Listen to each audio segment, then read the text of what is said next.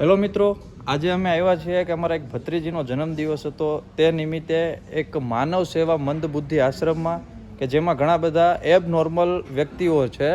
જો આ છે નિરાધાર માનવ સેવા મંદબુદ્ધિ આશ્રમ, જેમાં આપણે નંબર પણ આપેલો છે, જે સરથાણા જગતનાકા વિસ્તારમાં આવેલો છે.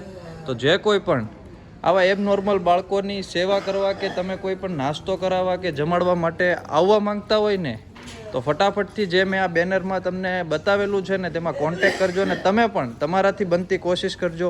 જોઈ શકો છો તમે, દરેક વ્યક્તિ એટલા એબનોર્મલ છે, એની પરિસ્થિતિ એટલી વીક છે કે તે જાતે કામ પણ નથી કરી શકતા. જો તો આવા દરેક વ્યક્તિની સેવા કરવા માગતા હોય ને, તો તમે એક વખત અવશ્ય આ મંદબુદ્ધિ આશ્રમની મુલાકાત લેજો અને તમારાથી બનતી જે સેવા થાય ને તે કરજો. આજે અમે એક નાનકડી માત્ર એક નાસ્તાની સેવા કરી છે, તો પણ અમારું મન પ્રફુલ્લિત થાય છે કે નહીં, આવા લોકોની આપણે સેવા કરવી જોઈએ. બર્થડેમાં અથવા જન્મદિવસમાં આપણે કોઈ ફાલતુ ખર્ચા હોટલમાં ના કરવા જોઈએ, પણ આવા લોકોની સેવા કરીને આપણે આપણો જન્મદિવસ ઉજવવો જોઈએ. તો તમે પણ આવી રીતે પોતાનો જન્મદિવસ ઉજવજો અને એકવાર અવશ્ય આ માનવ સેવા મંદબુદ્ધિ આશ્રમની મુલાકાત લેજો. Thank you. અને જો આવા જ વિડીયો અને આવા વ્લોગ તમને જોવા માગતા હોય ને, તો ફટાફટથી અમારી આઈડીને ફોલો કરી લેજો અને માનવ સેવા મંદબુદ્ધિ આશ્રમની આઈડીને ફોલો કરી લેજો. Thank you.